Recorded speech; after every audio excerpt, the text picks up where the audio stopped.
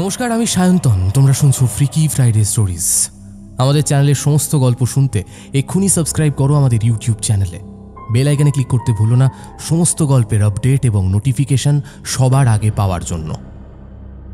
Freaky Friday স্টোরিজে আজ তোমরা শুনবে সুলেখিকা তনিমা সাহার কলম থেকে একটি ভয়ের গল্প, অভিশপ্ত নিস্তব্ধপুর।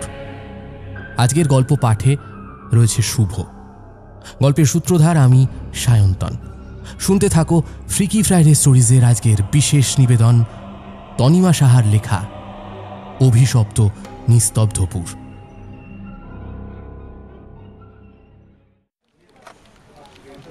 মিস্টার অগ্নিশ কর্মকার হাতের কাছে কমিউনিকেশন সিস্টেমটা চালু করে বীতশ্রদ্ধ স্বরে বলে, শ্বেতা, মেঘদত্তকে বলো এক্ষুনি একবার কেবিনে আসতে। Okay sir. বলে শ্বেতা ফোনটা রেখে দেয়। একটু পরেই অগ্নিশ কর্মকারের কেবিনের দরজায় টোকা পড়ে। গম্ভীর স্বরে অগ্নিশ বলে, ইয়েস, কাম ইন। দরজা ঠেলে মেঘদত্ত কেবিনে ঢুকে জিজ্ঞেস করে, স্যার আমায় ডাকছিলেন? হ্যাঁ।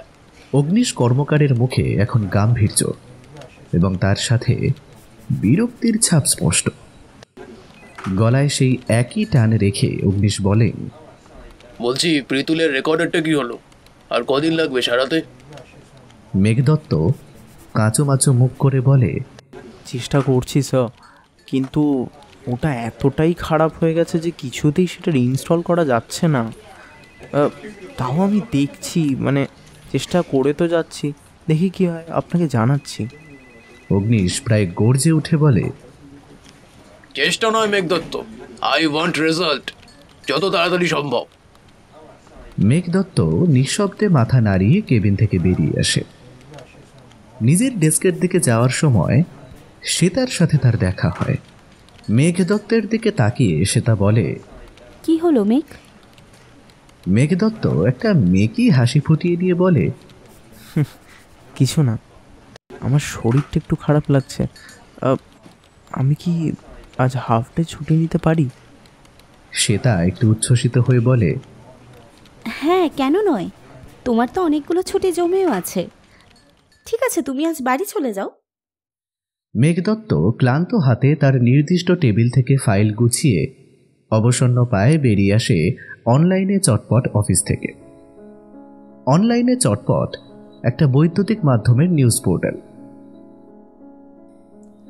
এখানে শুধুমাত্র ভ্লগারদের নিযুক্ত করা হয়, এমন ভ্লগার যারা নিজেদের প্যাশন নিয়ে চূড়ান্ত পেশাদার এবং প্রশ্নের উত্তর খোঁজার জন্য তারা যে কোনো পর্যায় পর্যন্ত যেতে পারে।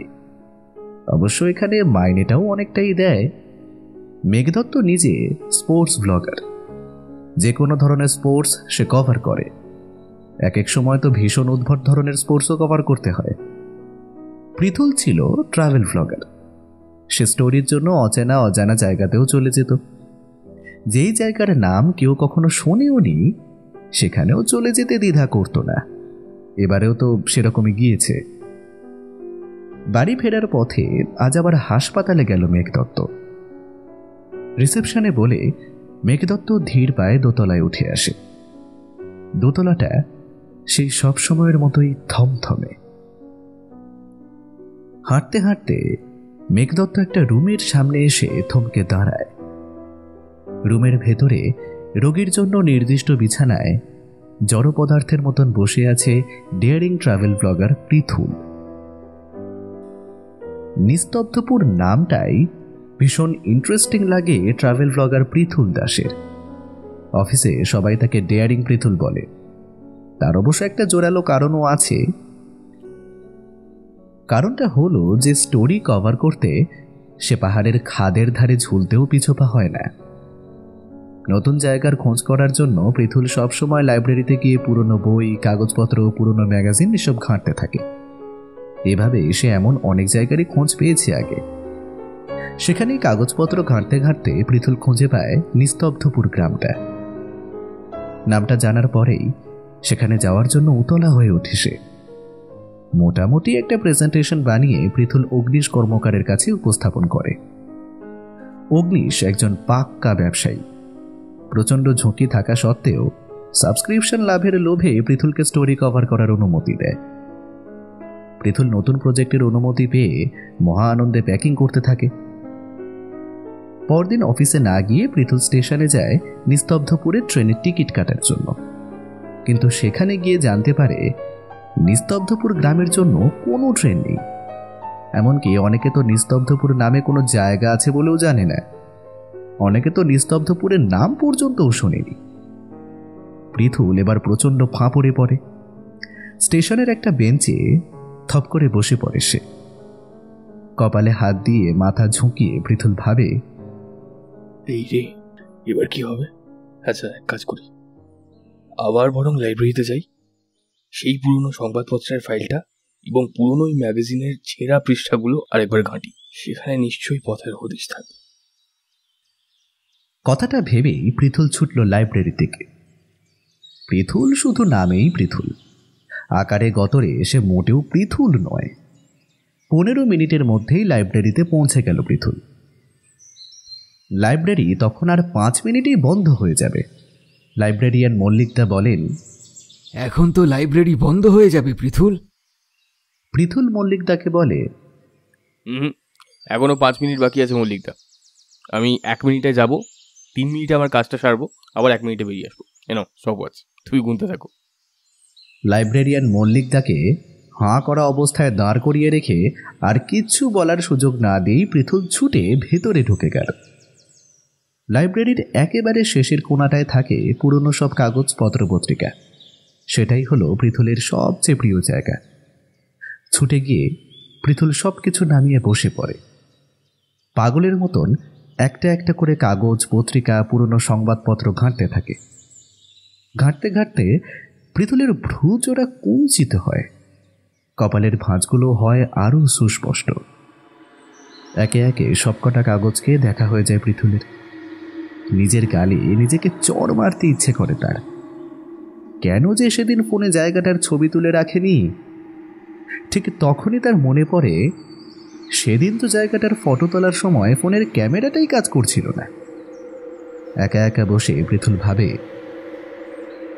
এখন তো দেখছি ম্যাগাজিন থেকে ছেঁড়া কাগজগুলো উধাও হয়ে গেছে। কি সরালো কাগজগুলো? নাকি ওই নারুদা ফ্লোরে ঝাঁট দেওয়ার সময় সব সরিয়ে দিয়েছে? ওফ, কিন্তু কাগজটা তো আমি যতদূর মনে পড়ছে গুছিয়ে রেখেছিলাম। এসব আবল তাবল কথা যখন ভাবতে ভাবতে পৃথুলের মাথার চুল ছেঁড়ার জোগাড়, ঠিক তখনই পৃথুল দেখতে পায় তার মুখের সামনে কেউ একটা হলদেটে বাদামি শুকনো জিরজিরে কাগজ ধরে অদ্ভুত শিরশিরানি কণ্ঠে বলে, এই কাগজটা খুঁজছিলেন বুঝি? পৃথুল যেন হাতের সামনে গুপ্তধন পেয়েছে। আনন্দে উপচে উঠে সামনে ধরা কাগজটা হাতে নিয়ে বলল, এই তো এটাই তো খুঁজছিলাম। লোকটার বাড়িয়ে রাখা হাতটার দিকে তাকিয়ে পৃথুলের গলা শুকিয়ে যায়। এই কেমন গায়ের রং? ভাবনাটাকে চট করে ঝেড়ে ফেলে অনেক ধন্যবাদ বলে মাথাটা তুলতেই পৃথুল এবার চূড়ান্ত চমকে উঠল।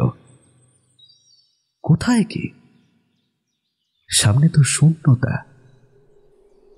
স্তব্ধ একাকিত্বের মতন নীরব সৈনিক হয়ে দাঁড়িয়ে আছে গুটি কয়েক মুখ, বইয়ের তাক।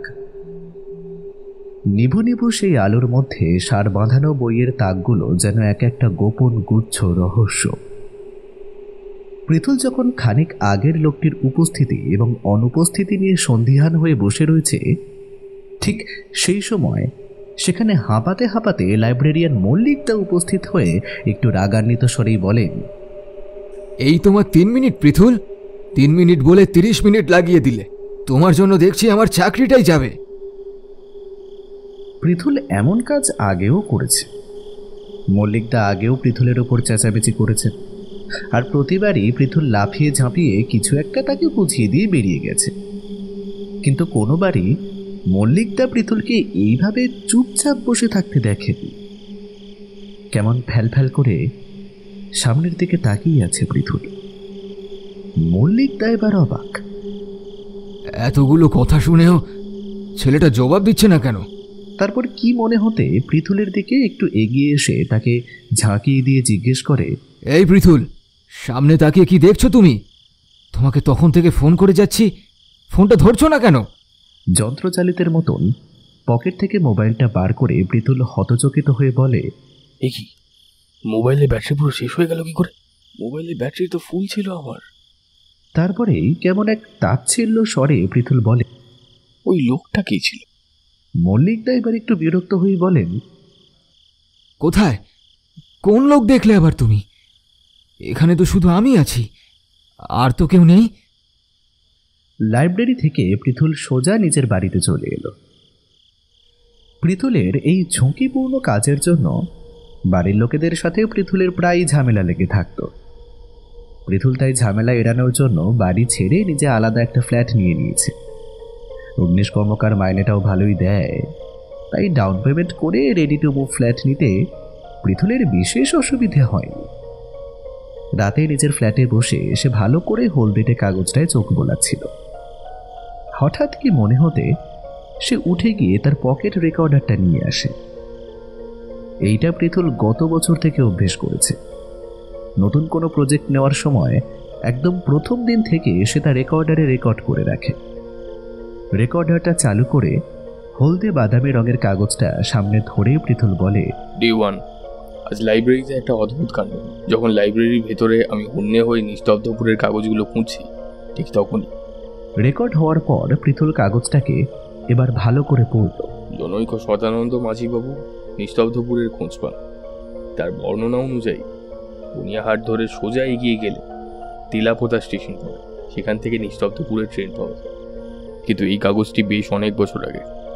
পৃথুল সকালে খোঁজ নিয়ে দেখেছে এমন কোনো রেল স্টেশন সেখানে কোথাও নেই।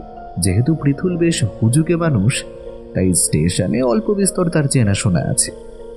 স্টেশনে কাজ করে এমন বহু পুরনো এক দুজন লোক বলতে পারলো যে বনিয়াহাট নামে একটা জায়গা আছে, কিন্তু সেটাও আজ বহু বছর হলো পরিত্যক্ত এক জায়গা। কোনো এক সময় সেখানে হাট বসত, তাই সেই থেকেই জায়গাটার নাম বনিয়াহাট। কিন্তু এইটুকু তথ্য যথেষ্ট নয়, এ তো অন্ধকারে ঢিল ছোঁড়ার মতন। পৃথুল মনে মনে সব হিসেব করে প্রয়োজনীয় সব জিনিস গোছাতে গেল। পৃথুলের ফ্ল্যাটের একদিকের দেওয়ালটা সম্পূর্ণ কাঁচের। কাজ করতে করতে পৃথুলের মনে হয় যে ওই কাঁচের দেওয়ালের ওপাশ থেকে কিছু একটা যেন দাঁড়িয়ে আছে। পৃথুল চট করে পেছনে ফিরতেই সে স্পষ্ট বুঝতে পারে কেউ যেন ওখান থেকে সরে গেল।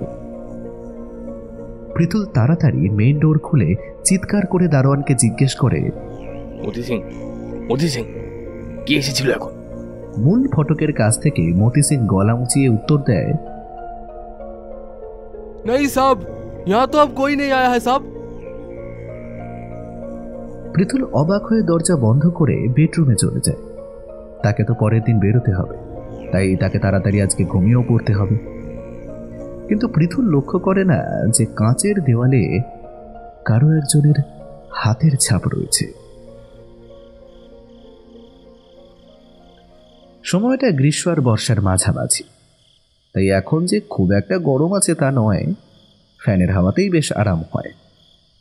রাত যখন গভীরতার চরমে, ঠিক সেই সময় পৃথুল ঘুমের মধ্যেই কেঁপে ওঠে। তার ঘুমটা ভেঙে যায়। প্রচন্ড শীত করছে তার শোয়ার ঘরটা যেন হিমঘর হয়ে আছে। ঘরটা সম্পূর্ণ না কাটায় পৃথুল ঠিক কি হচ্ছে তা বুঝতে পারে না। তার প্রথমে মনে হয় যে হয়তো বাইরে প্রচন্ড জোরে বৃষ্টি হচ্ছে, তাই জলো বাতাসের জন্য হয়তো ঘরের ভেতরটাও ঠান্ডা হয়ে রয়েছে। কিন্তু পর্দা সরাতেই পৃথুল অবাকের চরম পর্যায়ে।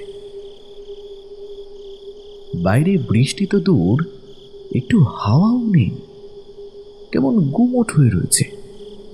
তাহলে ঘরের ভেতরটা এত কনকনে ঠান্ডা কেন হয়ে রয়েছে? পৃথুল উঠে ফ্যানটা বন্ধ করে একটা মোটা চাদর ভালোভাবে জড়িয়ে ঘুমিয়ে পড়ে। তার কেন জানি মনে হয় কেউ যেন তাকে আড়াল থেকে দেখছে। রাতে আর বিশেষ অসুবিধে হয়নি, কিন্তু রাতে হঠাৎ ঘুম ভেঙে যাওয়ায় সকালে পৃথুলের ঘুম ভাঙতে দেরি হয়। যাই হোক, ঘুম থেকে উঠে সবকিছু গুছিয়ে বেরিয়ে পড়ে সে। ব্লগিংয়ের কাজের জন্য যেহেতু অনেক জায়গাতেই ঘুরতে হয়, তাই পৃথুল একটা বাইক কিনেছিল, বুলেট 400cc। নিস্তব্ধপুরের যে কাগজটা পৃথুল লাইব্রেরি থেকে পেয়েছিল, সেটা নিস্তব্ধপুরে যাওয়ার একটা মোটামুটি পথ নির্দেশ রয়েছে। কোনো এক সদানন্দ মাঝি মশাই এই জায়গাটা সম্পর্কে লিখেছিলেন। সম্ভবত কোনো এক পুরনো ম্যাগাজিনে খবরটা ছেপেছিল, কিন্তু সেটা ম্যাগাজিন থেকে ছিঁড়ে কিভাবে আলাদা হয়ে গেল সেটা এখনো ধোঁয়াশা। নাকি কেউ ছিঁড়ে নিয়েছিল? কিন্তু যদি এটা কেউ করে থাকে, তাহলে সে কে? সেটা পৃথুল বুঝতে পারেনি। বাড়ি থেকে বেরোতে বেরোতে এইসবই ভাবছিল সে। কোথাও যাওয়ার আগে পৃথুল খুব ভালো করে সেই জায়গাটা সম্পর্কে প্রস্তুতি নেয়। এই প্রথম হয়তো সে এমন জায়গায় যাচ্ছে যার সম্পর্কে তার কাছে বিশেষ কোনো তথ্যই নেই। গতকাল অনেক জায়গায় ফোন করেও তেলিপোতা স্টেশন সম্পর্কে কিছু জানা যায়নি। কেউ কিছুই বলতে পারল না। শেষে এক রিটায়ার্ড রেল ইঞ্জিনিয়ার, যার নাম বিপুল বিশ্বাস, তিনি বললেন, আমি যখন প্রথম চাকরি পেয়েছিলাম তখন আমার উলেখোরা নামক এক জায়গায় পোস্টিং ছিল। সেখানকার লোক মুখে আমি শুনেছিলাম তেলিপোতা স্টেশনের নাম, কিন্তু সেখানে ট্রেন চলাচল করতো না, তাই পরে হয়তো ওখান থেকে স্টেশনটা উঠিয়ে দেওয়া হয়। পৃথুল বেশ অবাক হয়ে জিজ্ঞেস করেছিল, আশ্চর্য ব্যাপার তো, যদি ট্রেন চলতোই না তাহলে স্টেশন বানালো কেন? বিপুল বিশ্বাস আলতো হেসে বলেছিলেন, তুমি তো জানোই আমাদের দেশে আগে যাতায়াত ব্যবস্থা বলতে গরুর গাড়ি, ঘোড়ার গাড়ি বা নৌকায় করেই হতো। এরপর ইংরেজ শাসনকালে ইস্ট ইন্ডিয়া কোম্পানির হাত ধরে আমাদের দেশের রেল লাইন পত্তন হয়।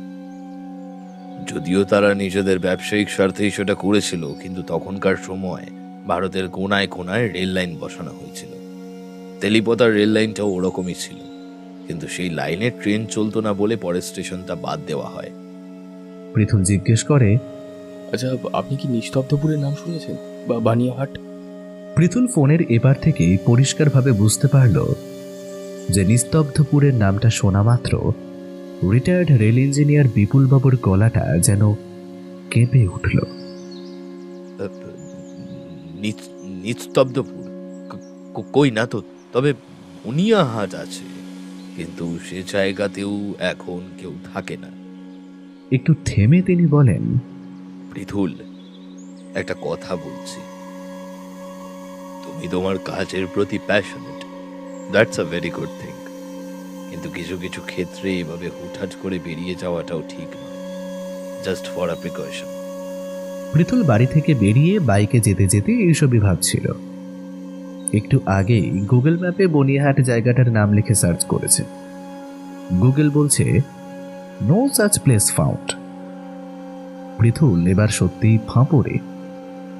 কি করবে, কিভাবে যাবে, কিছুই ঠিক করে বুঝতে পারে না। গতরাতে পৃথুলের সাথে কথা বলার পর থেকেই বিপুল বিশ্বাসের বুকে পাথর চাপার মতন অনুভূতি হতে থাকে। বছর 3 ধরে তিনি পৃথুলকে চেনেন। ছেলেটার মধ্যে নতুন কিছু করার প্রতি এক অদম্য স্পৃহা। যুবক বয়সে তিনিও এইরকমই রোমাঞ্চ সন্ধানী ছিলেন, কিন্তু সময়ের ভারে আর ভাগ্য সংকেতে তিনি এখন যথেষ্ট সংযত। কিন্তু পৃথুল? বিপুল বিশ্বাস তার স্টাডি রুমে গিয়ে তাকের পাশের কি হোল্ডার থেকে একটা চাবি নিয়ে পড়ার টেবিলের এক পাশে ছোট্ট একটা তালাবন্ধ ক্যাবিনেট খুলে একটা পুরনো ফাইল বার করলেন। এই ফাইলে তার যুবক বয়সের অনেক স্মৃতি বন্দী আছে। কিছু ডকুমেন্ট, কিছু খবরের কাগজের কাটিং, কিছু ছবিও রয়েছে ওই ফাইলে। বিপুল সেসবের স্তূপের মধ্যে খুঁজতে খুঁজতে একটা পুরনো ছবি পায়, কিন্তু যার জন্য ফাইলটা বার করলেন সেটা পেলেন না। একটা পুরনো ম্যাগাজিনের ছাপা কাগজ। ম্যাগাজিনটা তো আছে, কিন্তু তাতে সেই পৃষ্ঠাটা নেই।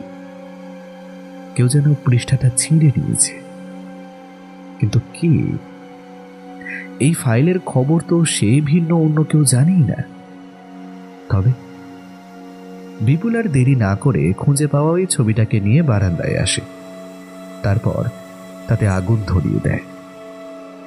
কিন্তু কিছুক্ষণের মধ্যেই আশ্চর্যজনকভাবে ছবিতে লাগা আগুনটা নিভে যায়, অথচ ছবিটা সম্পূর্ণ অক্ষত থাকে।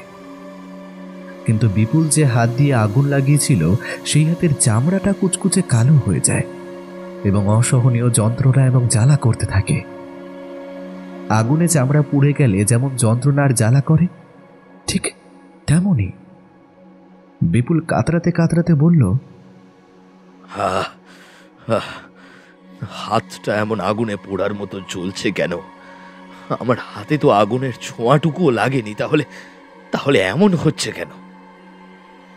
বিপুল ছুটে বাথরুমে গিয়ে বেসিনের কল চালিয়ে তার হাতের জ্বলনি অংশটা জলের নিচে ধরলে যেমন করে সেদ্ধ সবজি থেকে খোসাটা খসে পড়ে, ঠিক তেমনি বিপুলের হাতের কালো হয়ে যাওয়া চামড়ার অংশটা খসে পড়ে গেল। উন্মুক্ত হয়ে পড়ল খানিক দগ্ধ মাংসপিণ্ড। গুগল থেকে আশাহত হয়ে পৃথুল মনে মনে বিরক্ত হয়ে বলে, ছাই, এবার কি করব?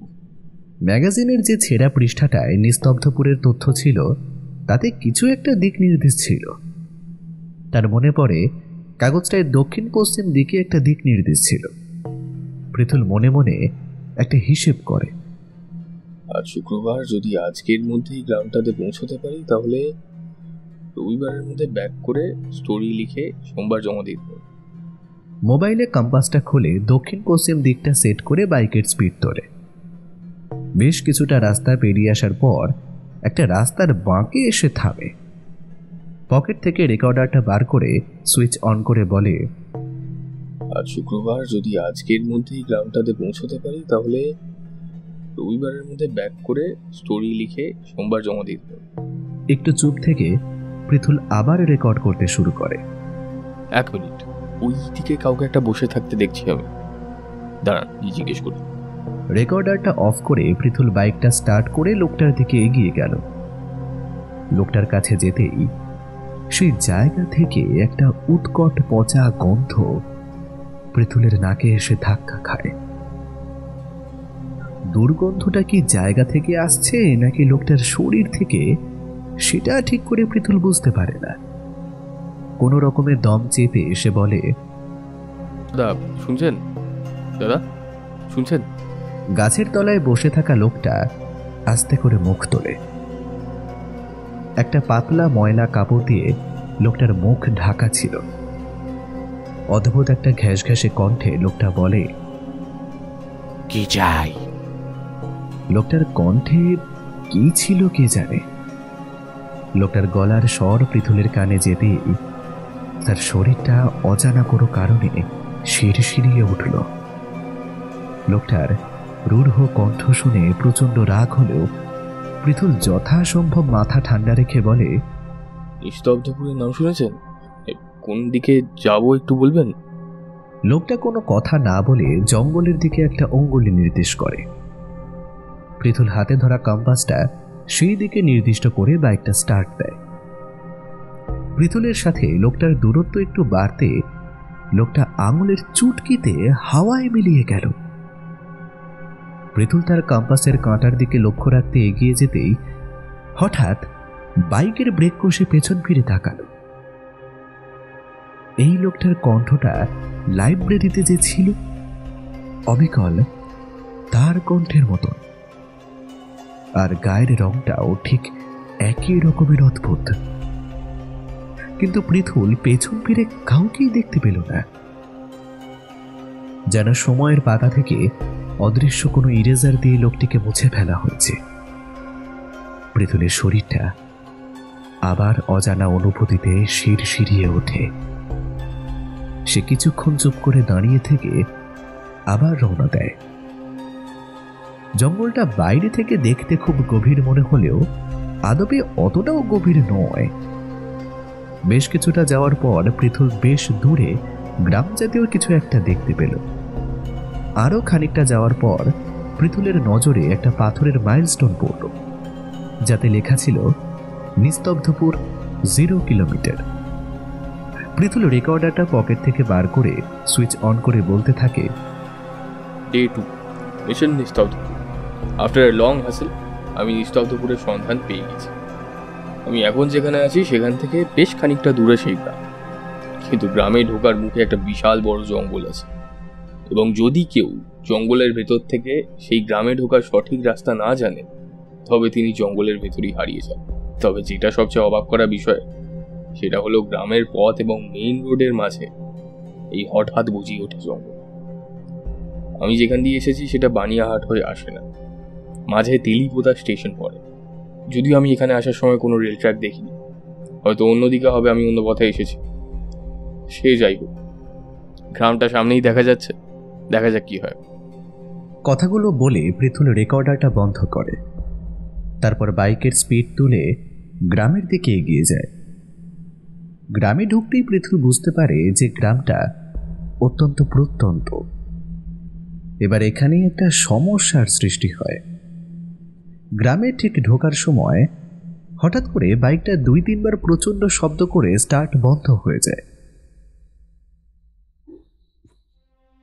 পৃথুল আবার বাইকটা স্টার্ট করার চেষ্টা করে, কিন্তু বাইকটা আর স্টার্ট নেয় না। কোনো এক অজানা কারণে সেটা একটা জড় পদার্থের মতন পড়ে থাকে। বাইক থেকে নেমে সেটার হ্যান্ডেল ধরে হাঁটিয়ে হাঁটিয়ে নিয়ে একটা ধার করে দাঁড় করিয়ে নেয় পৃথুল। গ্রামের ভেতরে মেঠো পথ, মাটির তৈরি বাড়ি। প্রতিটা বাড়ির দরজার ওপরে অর্ধেক চাঁদের আকারে জায়গা বানানো রয়েছে। পৃথুল চিনতে পারে এটা, একে কুলন্দি বলে। সন্ধ্যার পর যখন দিনের আলো শেষ হয়ে যায়, তখন ওখানে মাটির প্রদীপ জ্বালিয়ে রাখা হয়। একটু লক্ষ্য করে সেখানে একটা বড় প্রদীপও দেখতে পায় সে। পৃথুল মনে মনে ভাবে, বৈদ্যুতিক আলো কতটা আছে তাও তো অনিশ্চিত। অবশ্য যে গ্রামের উল্লেখ ম্যাপে পর্যন্ত নেই, সেখানে কি বা আশা করা যায়। তারপর কি মনে হতে পকেট থেকে মোবাইলটা বার করতেই একটা বিরক্তিসূচক শব্দ বের করে পৃথুল বলে, ঠিক জানতাম, এক ফোঁটাও নেটওয়ার্ক নেই। মোবাইলটার স্ক্রিন অফ করে আবার পকেটে চালান করে। তারপর চারিদিকে মাথা ঘুরিয়ে বিড়বিড় করে বলে, মোবাইল টাওয়ারই নেই তো নেটওয়ার্ক কোত্থেকে আসবে। পৃথুল যখন মাথা ঝুঁকিয়ে এসব ভাবছিল, ঠিক তখন কিছু বাচ্চার হাসি সে শুনতে পায়। মাথা উঠিয়ে পৃথুল দেখে কিছু বাচ্চা তার দিকে তাকিয়ে হেসে যাচ্ছে। একজন বাচ্চা বলে, তোমার হাতে ওটা কি? আরেকটা বাচ্চা বলে, তুমি কোত্থেকে এসেছো? এতগুলো নিষ্পাপ বাচ্চাকে দেখে পৃথুলের বেশ লাগে। সে হেসে বলে, আমার নাম পৃথুল দাস, আমি শহরে থাকি। আমি তোমাদের এই গ্রামকে নিয়ে খবর তৈরি করতে এসেছি। বাচ্চারা আনন্দে উচ্ছ্বাস করতে করতে বলে, কি মজা, কি মজা, খবর হবে, খবর হবে, আমাদের গ্রাম নিয়ে খবর হবে, কি মজা, কি মজা। এরই মাঝে কয়েকজন গ্রামবাসী ওখানে চলে আসেন। তাদের দিকে তাকিয়ে পৃথুল বলে, নমস্কার, আমি পৃথুল, আমি একজন ট্রাভেল ব্লগার, শহর থেকে এসেছি। আচ্ছা, আপনাদের গ্রামের নাম নিস্তব্ধপুর তো? লোকগুলোর মধ্যে একজন মাঝবয়সী ভদ্রলোক এগিয়ে এসে বলে, আমি ভাস্কর। হ্যাঁ, এটাই নিস্তব্ধপুর। কিন্তু আপনি এই জায়গার ঠিকানা কি করে জানলেন? আমি তো ট্রাভেল ব্লগার। পৃথুলের কথা শেষ হওয়ার আগেই একটা বাচ্চা বলে ওঠে, ও কাকু, কাকু, জানো তো ওই দাদাটা আমাদের গ্রামকে নিয়ে খবর বানাবে। খবর হবে আমাদের গ্রাম নিয়ে, কি মজা, কি মজা। ভাস্কর একগাল হেসে বলে, তাই বুঝি? হ্যাঁ, আসলে আমার কাজটাই হলো যে নতুন নতুন জায়গা বের করে সবার সামনে সেটাকে আনা। আমাদের দেশে এখনো এমন অনেক অজানা জায়গা আছে যা অত্যন্ত প্রাকৃতিক শোভা সম্পন্ন, কিন্তু সাধারণ মানুষ সেসব সম্পর্কে জানে না। আমি চেষ্টা করি সেই জায়গাগুলো সকলের সামনে তুলে ধরা। বাহ, বেশ তো। তাহলে তো তুমি আমাদের অতিথি। চলো, এবার হাত মুখ ধুয়ে কিছু খেয়ে নেবে। কিন্তু আমার বাইকটা? ভাস্কর আমোদে সুরে বলে, ওটার জন্য চিন্তা করো না, এরা ওটা নিয়ে আসবে। তুমি এসো আমার সঙ্গে। এই কিছুক্ষণের মধ্যে ভাস্করের সাথে ভালো একটা সংযোগ হয়ে গেছে পৃথুলের। তাই এই অল্পক্ষণের কথোপকথনের মধ্যেই পৃথুলের কাছে মধ্যবয়সী ভাস্কর আপনি থেকে ভাস্কর দা তুমি হয়ে গেছে। ভাস্করের সাথে কথা বলতে বলতে হঠাৎ পৃথুলের কিছু একটা অস্বস্তি করে। সে চকিতে পেছন ফিরে দেখে যে বাচ্চাগুলো এতক্ষণ লাফালাফি করছিল, খিলখিল করে হাসছিল, তারা হঠাৎই কেমন চুপ মেরে গেছে। কেমন একটা নিষ্পৃহের মতন দাঁড়িয়ে আছে তারা। তাদের চোখ জোড়া কেমন যেন প্রাণহীন। কি অদ্ভুত শীতল তাদের দৃষ্টি। এই দিনের বেলাতেও ওই রকম ঠান্ডা চোখজোড়া দেখে পৃথুল থরথরিয়ে কেঁপে ওঠে। ভাস্কর পৃথুলকে নিজের বাড়িতে নিয়ে যায়। ভাস্কর বিপত্নিক এবং নিঃসন্তান। ভাস্কর তাই বলে, তুমি বরং আমার বাড়িতেই থেকে যাও। পৃথুল একটু দোনামোনা করে বলে, শুধু শুধু তোমার অসুবিধা হবে ভাস্করদা, আমি বরং। ভাস্কর এবার সামান্য ক্ষুণ্ণ হয়ে বলে, দেখো তোমার ইচ্ছে, তুমি চাইলে আমার বাড়িতে থাকতে পারো, বা গ্রামের উত্তর দিকে একটা কোম্পানি সাহেবের একতলা বাড়ি আছে, সেখানেও থাকতে পারো। পৃথুল এবারে অবাক হয়ে বলে, কোম্পানি সাহেব কে ছিলেন? ভাস্কর কথাটা বিশেষ পাত্তা না দিয়ে বলে, ও ছিলেন এক সাহেব। তুমি বরং আজ রাতটা আমার কাছেই থেকে যাও, আগামীকাল না হয় কোম্পানি সাহেবের বাড়িটা দেখে এসো, পছন্দ হলে থেকে যাও। তবে থাকো তুমি যেখানেই, খাওয়া দাওয়া কিন্তু আমার এখানেই করতে হবে। পৃথুল এই আত্মীয়তায় আপ্লুত। বাইরে তাকিয়ে পৃথুল দেখে সন্ধ্যা হব হব করছে। ভাস্করের বাড়িতে ঢোকার সময় পৃথুল দেখেছে দরজার বাইরে কুলঙ্গি। একটু আগেই ভাস্কর তাতে বড় একটা মাটির প্রদীপ জ্বালিয়ে দিয়ে গেছে। এবার সে আরও দুটো প্রদীপ জ্বালিয়ে পৃথুলের কাছে রেখে দিয়ে বলে, প্রদীপ দুটো রেখে দিয়ে গেলাম, তুমি তো শহরের লোক, গায়ে এসে আলো ছাড়া অসুবিধা হতে পারে। একটু চুপ থেকে ভাস্কর বলেন, চলো খেয়ে নেবে। একটু আগেই পৃথুল স্নান করে এসেছে। এখন গরম গরম খাওয়ার পর তার বেশ ঘুম পায়। অবশ্য ঘুমেরই বা দোষ কি, সেই সকালে সে যে বেরিয়েছে, সারাদিন পেরিয়ে শেষে গ্রামের খোঁজ পেয়েছে সে, শরীরে তো ক্লান্তি লাগবেই। পৃথুল নিজের ব্যাগটা খুলে ক্যামেরাটা দেখে নেয়। এই ক্যামেরাটার একটা বিশেষ গুণ আছে, এটা রাতেও ছবি তুলতে পারে এবং এর সাহায্যে শুটিং করাও খুব সহজ। ক্যামেরাটাও খুব ছোট। পৃথুল যখন নিজের ব্যাগ ঘাঁটছিল তখন হঠাৎ কি যেন একটা আলাদা কিছু তার মনে হয়। ক্যামেরাটা হাতে নিয়ে সে পাশের ঘরে যায়। পাশের ঘরটা ভাস্করের, কিন্তু পাশের ঘরে কেউ ছিল না। গোটা ঘর খাঁ খাঁ করছে। কেমন অদ্ভুত একটা চিনচিনে ভয় করতে লাগলো তার। কিছু একটা অস্বস্তিকর জিনিস এই গ্রামে রয়েছে, কিন্তু সেটা যে ঠিক কি সেটা পৃথুল বুঝতে পারছে না। পৃথুল একবার ভাবে বাইরে গিয়ে দেখে আসবে, কিন্তু পর মুহূর্তেই ভাবে, না, আজ রাতটা যাক, আগামীকাল থেকে বরং কাজ শুরু করা যাবে। সারাদিনের ক্লান্তিতে হোক কি খাবারের প্রভাবেই হোক, পৃথুলের খুব ঘুম পায়। পৃথুল আর দেরি না করে ঘুমিয়ে পড়ে। কিন্তু সে লক্ষ্য করে না যে বাড়ির বাইরে ফ্যাকাশে জোড়া জোড়া চোখ তার দিকেই তাকিয়ে রয়েছে।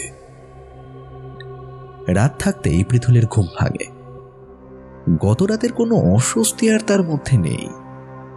ভাস্করের বাড়ির বাইরে একটা ছোট পাতকুয়ো রয়েছে। গতদিন সেখান থেকে জল তুলে পৃথুল স্নান এবং পরে খাওয়ার পর মুখ ধুয়েছিল। পাতকুয়োটার সামনে গিয়ে বালতিটা কুয়োর ভেতরে ফেলতে সেটা ঘটাং করে একটা শব্দ করে উঠল। পৃথুল শব্দটা শুনে মোবাইলের টর্চ জ্বেলে উঁকি দিতেই দেখে সেখানে তো জলই আছে। তাহলে শব্দটা কেন হলো? বেশি কিছু না ভেবে সে জল তুলে মুখ ধুয়ে নিল। তারপর ক্যামেরা আর রেকর্ডারটা নিয়ে বেরিয়ে পড়ল। ভাস্করের বাড়ি থেকে বেরিয়ে রেকর্ডারটা অন করে বলল, ডে 3 মিশন নিস্তব্ধপুর। আমি গতকাল গ্রামে এসে পৌঁছেছি, কিন্তু এখানে কিছু একটা বিষয় অদ্ভুত আছে।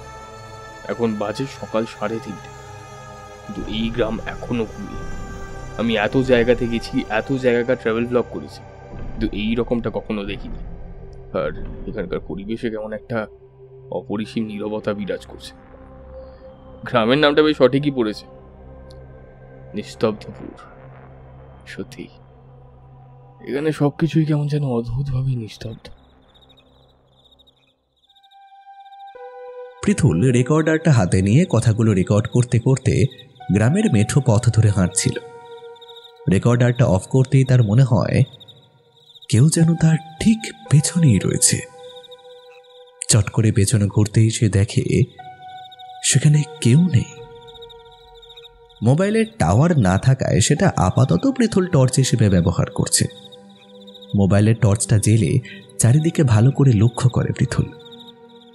সত্যি কেউ কোথাও নেই। টর্চের আলোটা বন্ধ করার সময় মোবাইলটা স্বাভাবিকভাবে কাজ করতেই পৃথুলের চোখ কপালে উঠে যায়।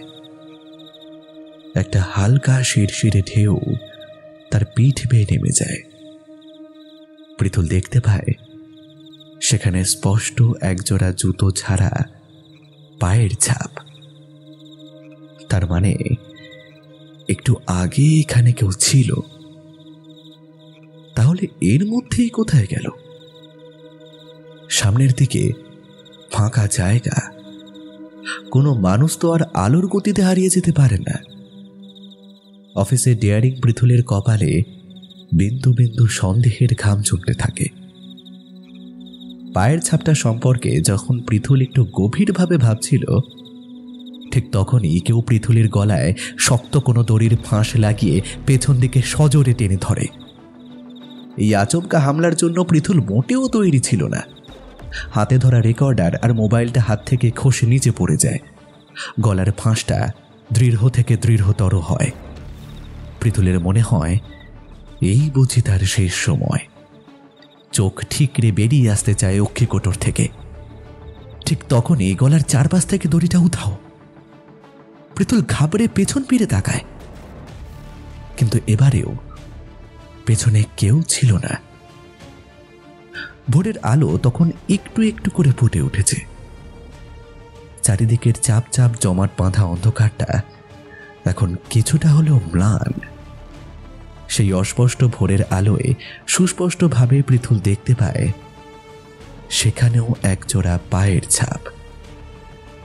চট করে পেছন ফিরে আগের পায়ের ছাপটা দেখতে গেলেই পৃথুল প্রচণ্ড ধাক্কা খায়। কিছুক্ষণ আগে মাটির ওপর ফুটে ওঠা পায়ের ছাপটার চিহ্ন পর্যন্তও সেখানে নেই। পৃথুল মোবাইলটা তুলে এখন এর পায়ের ছাপের ছবি তুলতে গিয়ে দেখে সেটা আস্তে আস্তে মাটির সাথে মিলিয়ে যাচ্ছে। পৃথুল চটপট মিলিয়ে যাওয়া পায়ের ছাপটার কয়েকটা ছবি তোলে। ততক্ষণে সূর্য ঠাকুর তার রক্তিম আভা ছড়িয়ে দিয়েছেন আকাশ থেকে মাটির কোনায় কোনায়। পৃথুল ঠিক বুঝতে পারে না যে ঘটনাগুলো কি সত্যি হয়েছিল নাকি সবটাই তার মনের ভুল।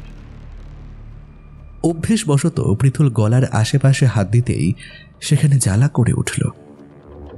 পৃথুল বুঝতে পারল তার সাথে একটু আগে যা হয়েছে তার সবটাই সত্যি, কিন্তু এই ঘটনার কোনো ব্যাখ্যাই তার কাছে নেই।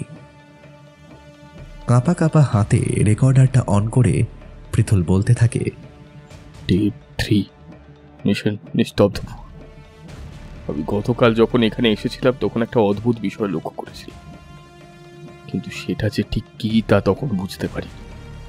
এখন সেটা বুঝতে পারছি। এখন সকাল 5টা বাজে। দিন রাত্রির নিয়মে সকালের আলো ফুটলেও আমি কোনো পাখি ডাক এখানে শুনতে পাইনি। গতকাল যখন এখানে এসেছি তখনও এখানে কোনো পাখি বা অন্য কোনো ধরনের কুকুর, বিড়াল বা গবাদি পশু এখানে দেখতে পাইনি। এটা বড়ই অদ্ভুত। একটু আগেই আমার উপর প্রাণঘাতী আক্রমণ হয়েছে, কিন্তু আক্রমণকারীকে আমি দেখতে পাইনি। যেন কোনো জাদু বলে সে হাওয়ায় মিলিয়ে গেছে। এই নিস্তব্ধপুর গ্রামে অনেক রহস্য লুকিয়ে আছে। রেকর্ডারে রেকর্ড করতে করতে পৃথুল আবার ভাস্করের বাড়ির দিকে চলে আসে। পথে আসার সময় গ্রামের পরিবেশ দেখে এসে চমকিয়ে ওঠে। এখন গ্রামটা আর 5টা সাধারণ গ্রামের মতোই দেখতে লাগছে। কোনো রকম কোনো অস্বাভাবিকতা নেই। পৃথুল অবাক হয়ে যখন এই দৃশ্য দেখছিল, ঠিক তখনই কারোর হাতের ঠান্ডা স্পর্শে সে ভীষণ চমকে উঠে পাশে তাকিয়ে দেখে ভাস্কর দাঁড়িয়ে রয়েছে। পৃথুলের ঘাবড়ানো দেখে ভাস্কর হেসে বলে, সকাল সকাল গ্রাম পরিদর্শনে বেরিয়েছিলে বুঝি? পৃথুল একটু থেমে থেমে বলে, হ্যাঁ ওই আর কি। কথা বলতে বলতে পৃথুলের দৃষ্টি ভাস্করের পায়ের দিকে যায়। ভাস্কর তখন খালি পায়ে দাঁড়িয়েছিল। পায়ের দিকে তাকাতেই পৃথুল একটু কেঁপে উঠল। ভাস্করের পায়ের একটা আঙুল নেই, ঠিক যেমন আজ সকালের মিলিয়ে যাওয়া পায়ের ছাপে একটা আঙুল ছিল না। পৃথুলকে এক দৃষ্টিতে পায়ের দিকে তাকিয়ে থাকতে দেখে ভাস্কর বলে, তুমি বোধহয় আমার খালি পা দেখে অবাক হচ্ছে। আমরা গাঁয়ের মানুষ, খালি পায়ে হাঁটাচলা করাই আমাদের অভ্যেস। পৃথুল মনে মনে একটা সন্দেহ খাড়া করছিল। ঠিক সেই সময় দুজন লোক ভাস্করের সাথে কথা বলতে আসে। পৃথুল এদিক ওদিক তাকাতে তাকাতে লোক দুটোর পায়ের দিকে নজর যায়। চমকে উঠে সে দেখে তাদেরও পায়ের একটা আঙুল নেই। পৃথুল এবার থাকতে না পেরে বলে ওঠে, আপনাদের পায়ের একটা আঙুল নেই কেন? কথাটা শুনে ভাস্কর এবং লোক দুটো একটু অপ্রস্তুত হয়ে পড়ে। লোক দুটো তাড়াতাড়ি সেখান থেকে চলে যায়। ভাস্কর বলে, চলো কিছু খেয়ে নেবে, তারপর কোম্পানি সাহেবের বাড়িটাও দেখে এসো। পৃথুল আর কথা বাড়ায় না। মনে একগুচ্ছের প্রশ্ন নিয়ে এসে ভাস্করকে অনুসরণ করে। একটু কিছু মুখে দিয়ে পৃথুল কোম্পানি সাহেবের বাড়ি দেখতে যায়। কোম্পানি সাহেবের বাড়িটা নিস্তব্ধপুরের উত্তর দিকে। সেই বাড়ির আশেপাশে আর অন্য কোনো গ্রামবাসীর বাড়ি নেই। যেন বাড়ির মালিক চাইতেনই না যে তার আশেপাশে কেউ থাকুক। বাড়িটাতে ঢোকার আগে রেকর্ডারটা অন করে পৃথুল বলতে থাকে, ডে 3 নিস্তব্ধপুর। আমি এখন গ্রামের উল্টো দিকের একটা বাড়িতে এসেছি, যার নাম কোম্পানি সাহেবের বাড়ি। এখানে ঠিক কে থাকতেন তা বোঝা যাচ্ছে না, তবে বাড়িটা ফাঁকা। দরজা ঠেলে ভেতরে আসার পর পৃথুল সেখানে অনেক ধরনের জিনিসপত্র দেখতে পায়। দেখে বোঝা যাচ্ছে এখানে যে থাকতেন তিনি হয়তো কোনো ধরনের বিজ্ঞানী ছিলেন, কারণ ঘরটায় চারদিকে বৈজ্ঞানিক অনুসন্ধানের সব যন্ত্রপাতি রাখা রয়েছে। এই ঘর সে ঘর করে একটা ঘরের দেওয়ালে টাঙানো একটা ছবি পৃথুলের নজরে আসে। বহু পুরনো একটা তৈলচিত্রকে বাঁধিয়ে টাঙানো হয়েছে। ছবিটার সামনে দাঁড়িয়ে পৃথুল বিড়বিড় করে পড়ে, প্রফেসর অ্যালমন্ড কার্জন 1924।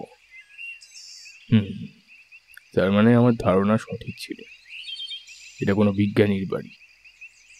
ছবিটা দেখে মনে হচ্ছে ভদ্রলোক ইস্ট ইন্ডিয়া কোম্পানির সময়কারী কোনো একজন বিজ্ঞানী।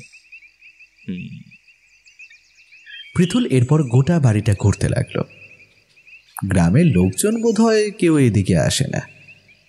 গোটা বাড়িটায় ধুলো, ময়লা আর মাকড়সার জালে ভরা। ছোটবেলায় ঠাকুমার কাছে পৃথুল গল্প শুনত যে এরকম জায়গায় নাকি ভূত থাকে। পৃথুলের কাছে চিরকাল ভূত মানে হলো খোঁজ, অজানার খোঁজ। মূলত সেই জন্যই সে ট্রাভেল ব্লগার হয়েছে। এখন এমন একটা ইংরেজ আমলের পুরনো বাড়িতে ভূত খোঁজার উদ্দীপনায় পৃথুলের খেয়ালই থাকে না যে বাইরে দিনের আলো দ্রুত হারে ক্ষয় পাচ্ছে। প্রতিটা ঘর খুঁজেও পৃথুল বৈজ্ঞানিক গবেষণা বা অনুসন্ধান সংক্রান্ত যন্ত্রপাতি ছাড়া কিছুই পেল না। বাড়ি থেকে বেরিয়ে আসার সময় পৃথুলের দৃষ্টি একটা দিকে আটকে গেল। মোবাইলের টর্চটা সেখানে ফেলতেই পৃথুল দেখে ওখানে একটা দরজা মতন দেখা যাচ্ছে। কাছে গিয়ে দরজাটা ধরে 2-3 বার ধাক্কা দিতেই দরজাটা খুলে যায়। দরজাটা খুলতেই 100 বছরের পুরনো জমে থাকা ধুলোতে পৃথুলের দম বন্ধ হওয়ার জোগাড়। নাক মুখ ঢেকে পৃথুল ওই ঘরটায় ঢুকতেই দেখে সেখানেও কিছু যন্ত্রপাতি রাখা আছে, তবে একটা খাট আর মাথার উপর একটা লাইট লাগানো রয়েছে। এই দুটো জিনিস এই ঘর ছাড়া আর কোথাও দেখতে পায়নি সে। তার মানে অ্যালমন্ড সাহেব কি শেষ সময়টা এখানেই কাটিয়েছিলেন? ঘরটায় সে এদিক ওদিক খুঁজতে থাকে। ঘরের অবস্থা খুব একটা ভালো নয়। হঠাৎ দেখে খাটের নিচ থেকে কিছু একটা দেখা যাচ্ছে। একটু ঝুঁকে সেদিকে টর্চের আলো ফেলতেই পৃথুল দেখে সেটা একটা ভাঁজ করা কাগজ। কাগজটা পকেটে গুঁজে সেখান থেকে বেরিয়ে আসে পৃথুল। বাইরে এসে পৃথুল দেখে যে দিনের আলো পড়ে এসেছে এবং পেটের ভিতরে ছুঁচোড়ায় চুই চুই করছে। বাড়িটা ঘুরিয়ে পৃথুল বুঝতে পারে যে এখানে থাকা যাবে না, ভাস্করের বাড়িটাই ঠিক আছে। এবারে তার বাইকটা ঠিক করে আগামীকালই বেরিয়ে পড়তে হবে। পৃথুল এই গ্রামটায় আসার পর থেকেই বুঝতে পারে যে এখানে অদ্ভুত কিছু একটা আছে। যেটা সে ঠিক বুঝতে পারছে। কিন্তু বারে বারে একটা অস্বস্তিকর অনুভূতি তাকে ধাক্কা দিয়ে যাচ্ছে।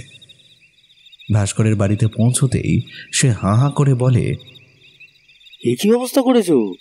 এই যাও যাও, শিগগিরই গোতলায় যাও, রান্না হয়ে গেছে। পৃথুল আর দেরি না করে সাথের জিনিসগুলো গুছিয়ে কলপারে গেল স্নান করতে।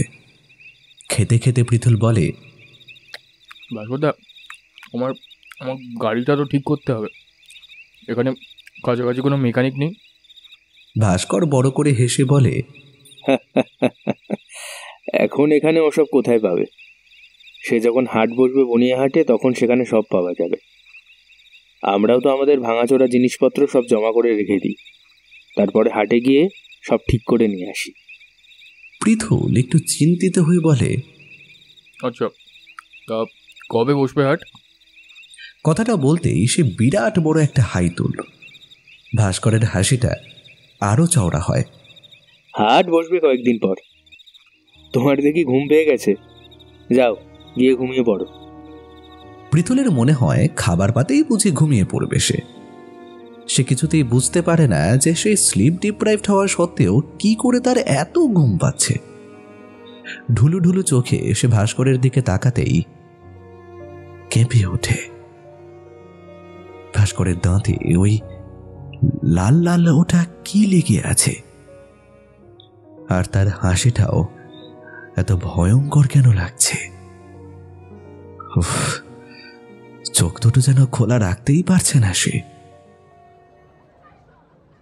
মাই গড, এভাবে কি করে পুড়লো হাতটা মিস্টার বিশ্বাস? বিপুল বিশ্বাস হাসপাতালে গিয়েছিল হাতটার ব্যান্ডেজ করাতে। সেখানেই একটা সিস্টার কথাটা বলে। বিপুল ধামাচাপা দেওয়ার স্বরে বলে, বয়স হয়ে গেছে তো, এখন আর দিক বিদিকের খেয়াল থাকে না। টিটেনাসের ইঞ্জেকশনটা নিয়ে হাসপাতাল থেকে বাইরে এসেই বিপুল এক জায়গায় ফোন করে। হ্যালো, মেঘ দত্ত বলছেন? আজকের দিনটা কেমন যেন অদ্ভুত রকমের। সকাল থেকে একটাও কাজ হয়নি মেঘ দত্তের।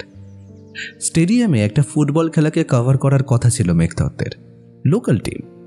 কিন্তু স্টেডিয়ামে পৌঁছে মেঘ দত্ত জানতে পারে একটা টিমের সেন্টার ফরওয়ার্ড আর অন্য টিমের গোলি হঠাৎই ভীষণ অসুস্থ হয়ে পড়ে।